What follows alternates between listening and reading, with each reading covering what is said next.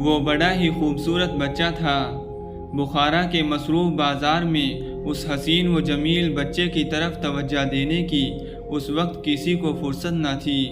کوئی نہ تھا جو رک کر دیکھتا کہ اس بھولے بھالے بچے کی بڑی بڑی آنکھوں سے آنسو جاری ہیں اور وہ سسکیاں لے کر رو رہا ہے۔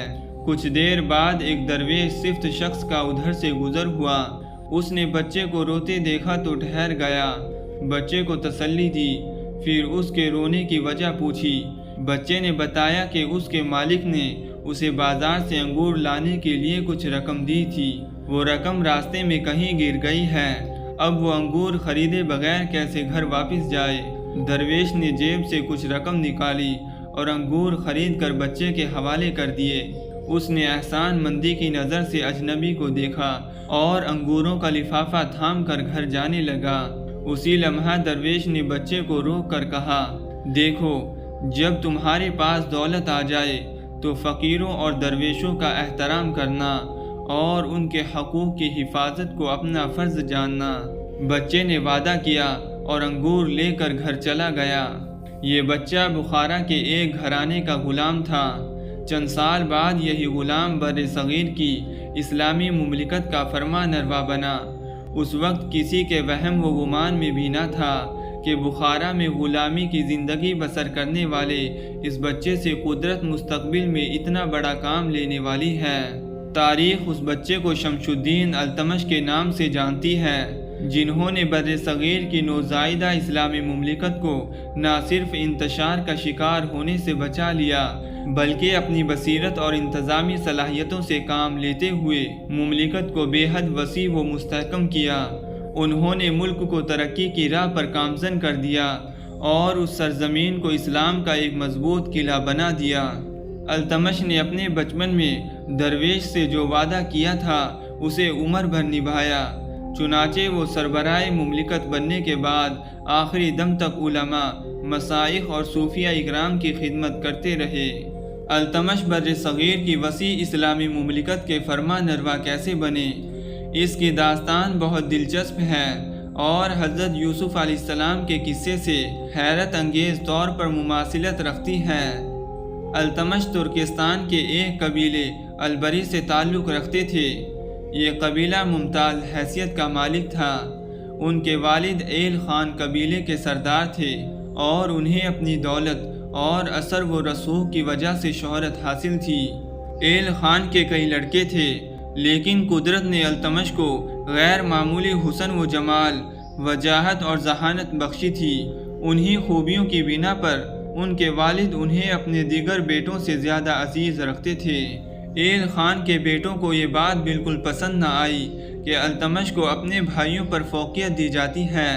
انہوں نے برادران یوسف کے مانند آپس میں صلح و مشورہ کیا اور طے پایا کہ التمش کو کسی بہانے گھر سے دور لے جا کر کسی تاجر کے ہاتھ فروخت کر دیا جائے۔ چنانچہ اس فیصلے پر عمل کیا گیا۔ تمام بھائی اور ان کے بعض بچے التمش کو گھوڑے دکھانے اور سیر و تفریح کے بہانے گھر سے دور ایک باغ میں لے گئے، جہاں سوداگر سے التمش کی بابت سودا ہو گیا۔ التمش کے بھائی دام کھڑے کر کے گھر لوٹ آئے اور التمش کی قسمت انہیں بخارا لے گئی۔ ان کو خریدنے والے سوداگر نے انہیں بخارا لے جا کر اس شہر کے صدر جہاں کے ہاتھوں بیچ دیا۔ اس وقت التمش کی عمر مشکل سے 9 یا 10 برس کی ہوگی۔ صدر جہاں کے عزیز کا یہ گھرانہ بڑا مہذب اور متمدن تھا اور گھر کے مکیر نہایت خلیق اور مہربان تھے۔ انہوں نے التمش کی تعلیم و تربیت اپنی اولاد کی طرح کی۔ یوں التمش کی فطری دانائی اور ذہانت کو علم کی روشنی میں پھلنے پھولنے کا موقع مل گیا، لیکن قدرت کو یہ منظور نہ تھا کہ التمش بخارا کے اس گھرانے میں اپنی کل عمر گزار دے۔ وہ تو ان سے کوئی بڑا کام لینا چاہتی تھی۔ ایک تاجر حاجی بخاری نے التمش کو بخارا کے اس گھرانے سے خرید لیا۔ پھر حاجی بخاری نے التمش کو ایک تاجر جمال الدین چشت کے ہاتھ فروخت کر ڈالا۔ جمال الدین چشت قبا التمش کو بغداد لے گئے۔ اس زمانے میں بغداد علماء اور مشائخ کا بڑا مرکز تھا۔ اس میں رہتے ہوئے التمش کو بڑے صوفیہ اعظم کی خدمت میں حاضر ہونے اور ان سے برکات سمیٹنے کا موقع ملا۔ مسجد ابولیس سمرقندی، مسجد جنید بغدادی میں صوفیہ اور اولیاء اکرام کی مجالس منعقد ہوتی رہتی تھی۔ ان مساجد میں حضرت خواجہ معین الدین چشتی، مولانا عماد الدین رحمۃ اللہ علیہ، شیخ قرمائی رحمۃ اللہ علیہ، حضرت شہاب الدین سہروردی، حضرت خواجہ قطب الدین بختیار کاکی رحمۃ اللہ علیہ اپنے مواعظ اور نصائح سے خلق خدا کو مستفید فرما رہے تھے۔ حضرت خواجہ قطب الدین بختیار کاکی رحمۃ اللہ علیہ فرماتے ہیں، بغداد میں ایک روز حضرت خواجہ معین الدین رحمۃ اللہ علیہ، شیخ قرمائی رحمۃ اللہ علیہ اور شیخ شہاب الدین رحمۃ اللہ علیہ تشریف فرما تھے۔ پرانے زمانے کے اولیاء اکرام پر گفتگو ہو رہی تھی، میں بھی شریک تھا۔ اس اثنا میں ایک 10-12 سال کا لڑکا ہاتھ میں کمان لیے ادھر سے گزرا۔ تمام بزرگوں کی نظریں اس کی جانب اٹھ گئی۔ دفعتاً حضرت خواجہ معین الدین چشتی رحمۃ اللہ علیہ کی زبان مبارک سے نکلا، یہ لڑکا دہلی کا بادشاہ ہوگا۔ یہ 10-12 سال کا لڑکا التمش تھا۔ ایک دفعہ التمش شیخ شہاب الدین سہروردی کی خدمت میں حاضر ہوئے اور دعا کی درخواست کی۔ شیخ نے دعا فرمائی اور فرمایا، اس شخص کے چہرے سے انوار سلطنت چمکتے نظر آتے ہیں۔ کچھ عرصے بعد جمال الدین التمش کو لے کر غزنی آئے تاکہ وہاں انہیں فروخت کر کے زیادہ رقم حاصل کی جا سکے۔ التمش اب جوان ہو چکے تھے اور ان کی بے مثال فراست و دانائی اور بے پناہ ذہانت کے چرچے عام ہونے لگے تھے۔ ہوتے ہوتے یہ خبر غزنی کے حکمراں شہاب الدین غوری تک پہنچی۔ انہوں نے معلوم کروایا کہ اس دانش مند غلام کی قیمت کیا ہے۔ جمال الدین چشت قبا نے التمش کے ساتھ ایک ترک غلام بھی منسلک کر دیا تھا اور دونوں کو اکٹھے فروخت کرنے کا ارادہ ظاہر کیا تھا۔ شہاب الدین غوری نے دونوں غلاموں کی قیمت 1000 دینار تک لگا دی، لیکن جمال الدین راضی نہ ہوئے۔ اس پر شہاب الدین نے ناراض ہو کر ان دونوں غلاموں کی فروخت ممنوع قرار دے دی۔ جمال الدین دونوں غلاموں کے ساتھ سال بھر تک غزنی میں ٹھہرے رہے، لیکن جب وہ ان غلاموں کو فروخت کرنے میں کامیاب نہ ہو سکے تو واپس بخارا چلے گئے اور دونوں غلاموں کو بھی لے گئے۔ 3 سال بعد وہ پھر غزنی آئے، لیکن چونکہ ان غلاموں کی فروخت پر حکومت کی طرف سے پابندی آئی تھی، اس لیے مزید 1 سال گزر گیا۔ جب بر صغیر کے پہلے مسلمان فرما نروا قطب الدین ایبک، جو شہاب الدین غوری کے غلام تھے، نہروالا کی لڑائی اور گجرات کی فتح کے بعد غزنی آئے تو انہوں نے بھی التمش کی دانائی اور فراست کے تذکرے سنے۔ قطب الدین ایبک نے شہاب الدین غوری سے اس غلام کو خریدنے کی اجازت طلب کی۔ شہاب الدین غوری نے کہا کہ غزنی میں تو فرمان جاری ہو چکا ہے کہ ان غلاموں کو کوئی نہ خریدے، تم یوں کرو کہ دہلی جا کر ان غلاموں کو وہاں بلوا لو اور دہلی میں ان کی خریداری کا معاملہ طے کر لو۔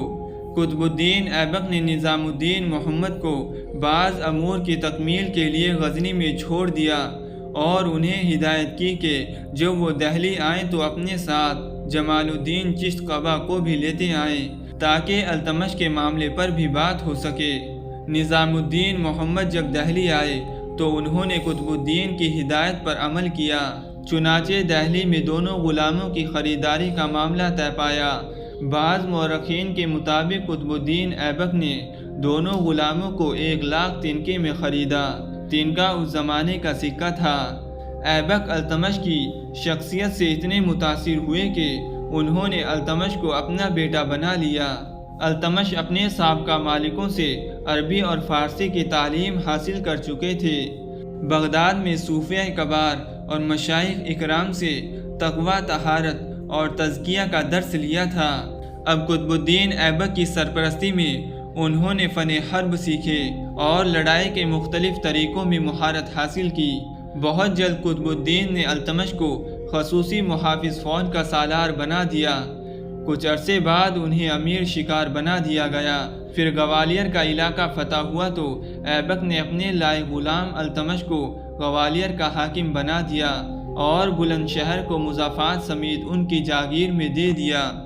التمش پر جو بھی ذمہ داری ڈالی گئی اسے انہوں نے بڑی خوبی سے پورا کیا اور ہر شعبے میں اپنی لیاقت، فراست اور معاملہ فہمی کی بدولت نام پیدا کیا۔ کچھ مدت بعد ایبک نے التمش کو بدایوں کا گورنر مقرر کر دیا۔ شہاب الدین غوری نے 602 ہجری میں خوارزم پر فوج کشی کی۔ اس اثنا میں افواہ پھیل گئی کہ شہاب الدین غوری شہید ہو گئے ہیں۔ اس پر پنجاب کے علاقے میں کھوکھروں نے بغاوت کا پرچم بلند کر دیا۔ شہاب الدین غوری نے فیصلہ کیا کہ اس بغاوت کو کچل دینا چاہیے۔ وہ فوج لے کر چلے۔ انہوں نے دہلی کے حکمران قطب الدین ایبک کو بھی پیغام بھیج دیا کہ وہ اپنا لشکر لے کر مدد کو پہنچے۔ التمش کو بھی اطلاع دے دی گئی اور وہ بھی اپنی فوج لے کر روانہ ہو گئے۔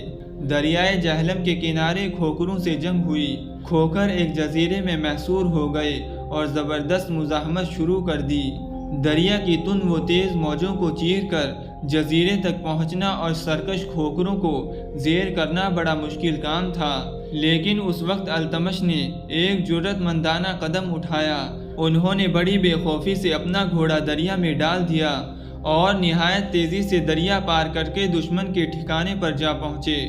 ان کی اس دلیری کو دیکھ کر ان کے سپاہیوں کو بھی جوش آ گیا اور اپنے سالار کی پیروی میں انہوں نے بھی گھوڑے دریا میں ڈال دیے اور جزیرے تک پہنچ کر دشمن پر ٹوٹ پڑے۔ کھوکھر اس اچانک حملے کے لیے بالکل تیار نہ تھے۔ انہوں نے کچھ دیر لڑائی کے بعد ہتھیار ڈال دیے۔ شہاب الدین غوری یہ سارا منظر دیکھ رہے تھے۔ انہوں نے قطب الدین ایبک سے کہا، یہ شخص بڑے کارنامے انجام دے گا، اس سے اچھا برتاؤ کرنا۔ پھر انہوں نے التمش کو بلایا، اپنی خلعت خاص دی اور قطب الدین ایبک کو حکم دیا کہ التمش کی آزادی کا پروانہ لکھ دیں۔ اس کے بعد التمش کو امیر علامرہ کا لقب دیا گیا اور قطب الدین نے اپنی ایک بیٹی کی شادی التمش سے کر دی۔ سن 607 ہجری میں قطب الدین ایبک کا انتقال ہو گیا۔ اب یہ بے حد ضروری تھا کہ بر صغیر کی نوزائیدہ اسلامی حکومت کو متحد رکھنے اور اسے استحکام بخشنے کے لیے کوئی راست باز اور منظم شخصیت سامنے آئے۔